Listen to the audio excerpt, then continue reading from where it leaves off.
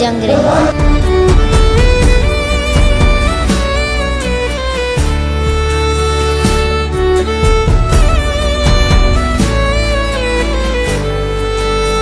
पाकिस्तानी कौम ये पैगाम हासिल कर ले कि कश्मीर के मसले पर कोई सौदेबाजी कबूल नहीं की जाएगी।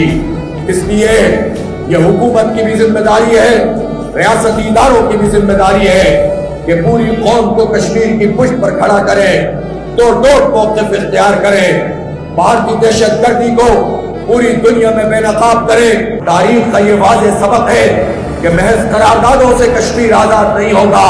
ये कोई जज्बाती बात नहीं है कि जो आधा कश्मीर हमने आजाद किया है वो भी बज़ोर शमशीर आजाद किया है। जब भी पूरा कश्मीर हमें मिलेगा बज़ोर शमशीर ही मिलेगा।